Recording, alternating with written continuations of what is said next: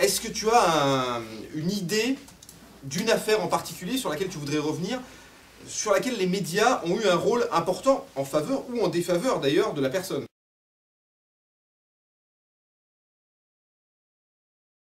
Alors, j'ai pensé parler de l'affaire d'un ami que vous connaissez peut-être parce que il a un blog un blog de la Tribune de Genève. C'est un Suisse, hein, John Gottlen, qui a pris parti aussi pour Jean-Paul Degache. Donc c'est un exemple qui n'est pas très connu, mais qui va plutôt dans le sens de la médiatisation. Encore que c'est pas très complètement tranché non plus, hein, vous allez voir.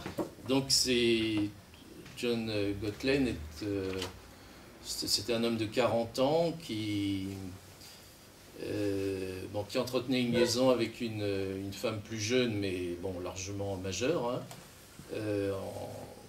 en 2000-2001, et qui est naturopathe, ce qui n'est pas une très bonne profession dans certaines circonstances, parce qu'on risque d'être un peu suspect. Quand on est naturopathe, ça fait sorcier, etc., manipulateur. Alors, il a entretenu cette liaison avec cette jeune femme pendant 1 an et demi. Bon, il y a eu rupture, et puis bon, bah, ça, les couples,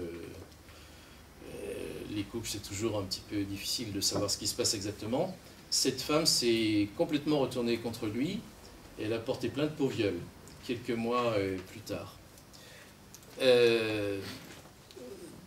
Alors, elle a eu un entretien avec une femme juge, la juge Quende, je dis son nom pour que ce soit plus pratique, qui a débarqué dans l'école de naturopathie de John avec toute une équipe de policiers, de greffiers, qui a perquisitionné, qui a en fait renversé les meubles, balancé les tiroirs, les dossiers dans tous les sens, avec une agressivité tout à fait extraordinaire. Sans même l'avoir interrogé au préalable. Ensuite, elle l'a emmené dans son bureau, elle l'a interrogé avec une agressivité, avec une grande violence, et l'a incarcéré dans la foulée, sans avoir rien découvert de particulier, qui justifie cette incarcération. Alors, John Gottlen, comme il est naturopathe, il est capable de jeûner un certain temps. Il a décidé que devant cette violence, il réagissait par une grève de la faim totale, en étant prêt à aller jusqu'où il le fallait. Donc il a jeûné, alors pas seulement la nourriture, mais l'eau aussi, hein, ce qui est extrêmement, extrêmement dangereux. Il a jeûné pendant une trentaine de jours, au point qu'il était à la limite d'avoir des séquelles graves, et que le médecin de la prison faisait pression sur lui pour qu'il boive au moins un peu d'eau, etc. Heureusement, la juge a arrêté l'incarcération à ce moment-là. Alors, je ne vais pas entrer dans le détail parce qu'il y a eu 7 ans d'instruction après. Il a demandé le dessaisissement de cette juge, qui était manifestement beaucoup trop partiale. Il l'a obtenu. Il a produit tout un tas de documents, photos de couple, échange de lettres sentimentales, témoignages de personnes qui les avaient vus en couple, etc. En plus, ils n'avaient jamais vécu dans le même appartement, donc c'était même pas un viol conjugal ou quelque chose d'approchant. Bon, enfin, il n'y a rien eu à faire, ça s'est terminé par un procès. Mais John a été extrêmement offensif.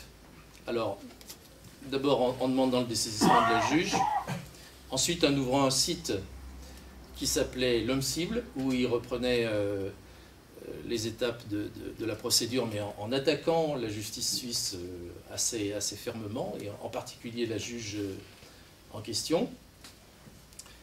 Une fois effectué le dessaisissement de la juge, il lui a envoyé une lettre qu'il a diffusée largement sur son site, dont il a envoyé des copies au procureur de... Je ne sais pas comment ça marche exactement en Suisse, au procureur général, etc. Une lettre dont je vais vous lire des passages pour vous montrer son caractère offensif. Alors par exemple, je ne vous lis pas tout parce que c'est très long, hein. Permettez-moi maintenant de vous faire part de mes commentaires, puisque nous n'aurons plus l'occasion de nous revoir. Vous avez fait de cette instruction un western, vous érigeant en justicière mi-Lucky Luke, mi-Rentemplan. Un policier de la sûreté m'a d'ailleurs déclaré que vous êtes connu pour péter les plombs. C'est tonique. Plus loin, dans un paragraphe intitulé « Vos mensonges », vous êtes une menteuse, Madame Cerbère. C'est vous la menteuse et pas moi, comme vous avez tenté de le faire croire.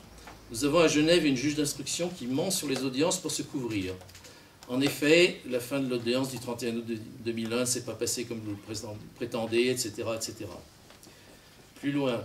De plus, vous avez régulièrement agressé mon avocat sur des sujets qui n'avaient rien à voir avec l'instruction, aux fins de nous déstabiliser. Et vous prétendez ensuite que c'est lui qui vous agresse. Vous êtes bel et bien une menteuse dans l'exercice de vos fonctions. Et cela a perturbé considérablement la bonne tenue des audiences. C'est votre entière responsabilité. Plus loin encore, et c'est la fin, quant à vous, vous trouverez peut-être cette lettre osée, mais ce n'est rien en comparaison de la violence que vous m'avez faite délibérément dans le seul dessein de m'abattre. Comment pourrez-vous réparer un jour le mal que vous m'avez fait? Je n'espère même pas recevoir vos excuses, je ne vous crois plus capable de cette honnêteté fondamentale sans laquelle les relations humaines ne tiennent plus sur rien. Votre fonction ne vous soustrait pas à la vérité de votre incompétence et de votre comportement très grave dans cette affaire. Je pense même que vous devriez démissionner afin de protéger la justice de vos dysfonctionnements et les innocents de vos méthodes. Alors... Ça a donné quoi? Oui, mais j'y arrive. Oui, mais je me disais... C'est pas mal. Bon, alors, il y a un certain nombre de gens qui ont mis John en garde contre ce genre d'action en disant ils vont se venger, ils vont se venger. Tu te rends pas compte de ce que tu fais, là. Bon, ces avocats en particulier. Doucement, doucement. Alors, au lieu de cela, lors du procès, il a intégré le livre au dossier. Le livre faisait partie du dossier. Donc, bon, c'était encore aggravé son cas, d'une certaine manière. Et le procureur s'est frotté les mains en se disant, sans doute, je vais lire des passages, et puis les jurés vont comprendre à quel individu ils ont affaire. Et il a choisi effectivement un certain nombre de passages avec l'idée, vous voyez, c'est un individu hyper agressif, et en particulier hyper agressif avec les femmes. Et il a lu la lettre que je viens de vous lire, avec un facteur aggravant. Ce que je ne vous ai pas dit, c'est que dans le livre, il intitule ça « Lettre à Naf-Naf », surnom donné à la juge. Et alors, oui, c'est grave. Et alors, ce qui s'est passé, c'est que quand le procureur a lu sa lettre à Naf-Naf, etc., les jurés ont éclaté de rire. Donc, son effet, c'est complètement déballonné. Bien, alors, ceci dit, John a été acquitté, mais on ne peut pas affirmer qu'il a été acquitté à cause de son livre ou de son site. Parce que le livre a eu un succès très, très moyen, il est resté confidentiel, donc personne ne sait si certains des jurés y ont eu accès, l'ont lu, parcouru, etc. Et ce qui a déterminé son acquittement, c'est que l'accusatrice, en 7 ans, était très perturbée, elle avait suivi des tas de traitements psychiatriques, et elle est apparue dans sa réalité de mythomane pendant le procès, et donc les jurés ne sont pas laissés prendre. Hein. Voilà. Alors, ceci dit, je pense que c'est un exemple de... Comment dire? Je pense que le fait qu'il fasse tout ça, même si ça n'a pas forcément une grande portée médiatique, ça l'a beaucoup aidé à tenir le choc et à tenir debout.